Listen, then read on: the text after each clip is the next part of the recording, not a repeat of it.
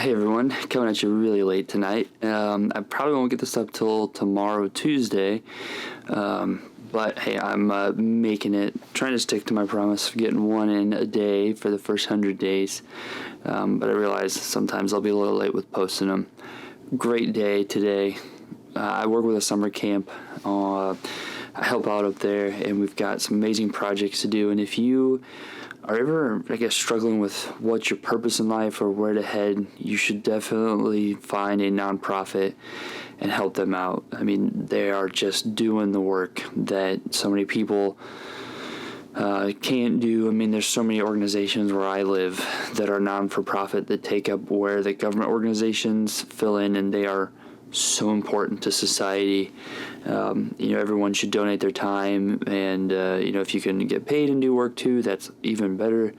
But truthfully, doing work, paid or unpaid, volunteered, for nonprofits are just so crucial.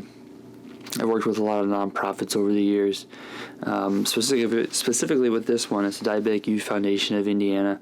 I've worked with them for a very long time, and they really do something that I think is really interesting. I mean, I don't think type 1 diabetes maybe gets the exposure that I think they deserve.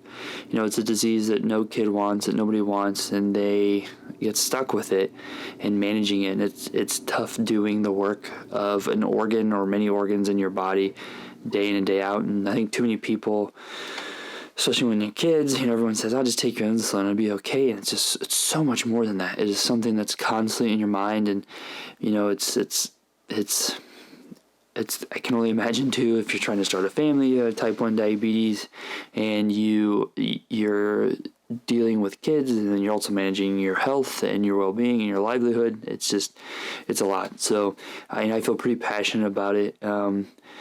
And having kids have a normal experience where, they're not outcast and they're at the forefront of what we do at camp. So I've got a link down below to the camp website. They're a great organization. But to all the donors out there that they've worked with over the years, thank you so much. It's really awesome and huge change, and I'm glad that I can be part of it in my free time to make change and leave my mark up there. I'm really looking forward to what the camp's going to look like in the coming decades. But yeah, progress is going great. I wanted to do an update. Got a few things. March is my birthday month. I'm pretty excited about it. And there's a lot of things coming up, and I'm really excited about a lot of things. March is a big month. It's spring. Things are changing. But I've got my next half marathon at the end of April, and I was looking through some old footage of me from before kids and years and a decade ago, and I have put a new goal out there for myself to lose 37 pounds before I turn 37 next year. So that's a goal I'm going to put out there. Totally doable. But I cannot believe how different I look, and how much, pandemic and being older and having kids, how much it changes your body. The dad bod's real. No shame in that. But yeah, it's amazing to see how much your life changes with kids, what your life is before kids and after kids. I mean, it's mind-blowing. And I see people on YouTube who don't have kids, and you're like, yeah, you totally don't have kids. And kids are one of those things that I wholeheartedly believe it's not going to fix anything in your marriage or with your partner, but it sure is a cool experience, and I wouldn't change it for anything. I absolutely would not change it for anything. It's something I've always wanted, so it's a huge goal of mine. But there are amazing and replaceable joyous times, and there are times where what did I do?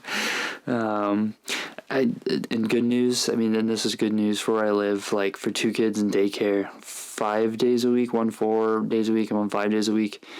It's we're a little over $2,000 a month. It blows my mind. What would you do with $2,000 a month? That's crazy. I would do a lot. It's kind of sad, but we'll get back to it. It's fine. I can't wait to take my kids traveling.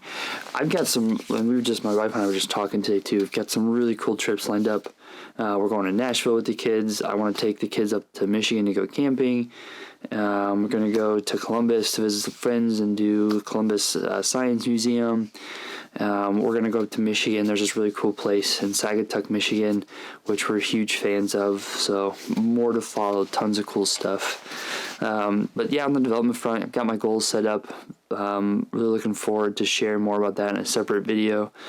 But, I was thinking back to my time in the Army, and I think one of the hardest things that I'm looking at is the transition between the Army and civilian life. I did some mostly National Guard time. I did some active duty training time, and then some active duty missions.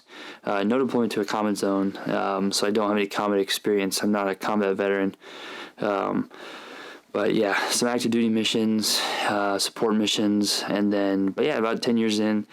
And I was just telling my wife the other day that I totally miss it, but there's tons of stuff that I don't. But I think the thing I miss the most is just a sense of purpose that you give, and that's why I'm trying to rediscover my purpose and do more, because it's I think it's going to be important moving forward, super important, and it's something that I want to reconnect with, because it's a lot of who I am, and I do try to suppress it because it's not who I necessarily want to be, but there's so much that I learned. One thing I didn't get out of the Army, and some people do, is this kind of, I call it the knuckle dragger mentality, where they just go after it and get it. And I definitely want to get after it and get it, but I think there's a slight finesse, and you don't want to bludgeon your way through life. There's this stereotype, I think, that comes with, I was an infantry officer. I think that there's a stereotype with infantrymen and women, infantry people in the Army, and I wouldn't have changed my experience for anything. So much of my core memories are from that, and it was just a kind of a happenstance that I ended up in the Army too. But I'm trying to reconnect with that purpose, that drive, that focus. And I do need to bring a lot of that training to my forefront. I've been on for a few years, and I think it's time to revisit it. And I've learned so much that I just don't apply because I was the Army, and it's still applicable. On a side note, I think there's a lot of veterans that have a tough transition into civilian life. And even though I don't have a lot of combat experience, I don't have any combat experience, it's still tough to transition out of the military, to not have that support network with you, that sense of greater purpose, that drive. It's tough to miss that. And the Army gives you a very clear way to do things, and has you set very clear objectives. And in the civilian world, you can get things done any way you want to and set your own objectives. And that's why I think a lot of veterans have a tough time. I want to add that to my mission statement too. There's so much good planning information in a battalion level op, where there's just so much that falls in with my KORs and my objectives. And, I think that you could do a lot with that. I'm not talking company level, I'm talking MDMP, military decision-making process. It really goes into what's going on. And, I think it'd be cool to do an MDMP process on your life too. I think probably there's been a ton of people who have reworked that into some fancy process that they apply to themselves, or in some way. But yeah, I think we could make a case that it applies to anything in life. Everything's going great. Really good Monday. Really excited. I hope everyone else had a really good Monday. The best news I had was that our daycare bill is only a little over $2,000, which is awesome. And we're very fortunate that we can afford that daycare, and an extreme loss on our end. We're definitely struggling to pay that. But like most parents, we're trying to do the best we can, and we're making big cuts everywhere else to do that. But we're in a position where we can make that. And that's what I want to address is, does anyone else feel guilty, if they can afford something? I sometimes feel guilty that I see people who may be struggling or can't afford or choose not to live that way. And I sometimes feel guilty. And, I think there's three types of people. There are people on the extreme ends, where there are people who focus solely on kind of moral ethical decisions, right and wrong. And there are people who focus on getting whatever they want, any way they want. And we're all kind of stuck somewhere in between. And, I tend to focus on how to do more things, even simple things, the right way. I tend to try and make things that don't need to be perfect, and I waste a lot of time and I miss a lot of opportunity. I need to work on that. I think we all need to work on that. Self-reflection, huge. But yeah, I'll leave you with this. I got a funny video idea. I said it, I think, on Sunday too. I ordered $35 worth of potty books to help my oldest potty train. I can't get over that. That's where my life's at. I'll show you what I mean in another video. I'm gonna post it tomorrow. But yeah, this is super late. I'm trying to whisper, not wake my family up. But thanks for watching. I really appreciate your time and attention, and I'll catch you guys on the next one.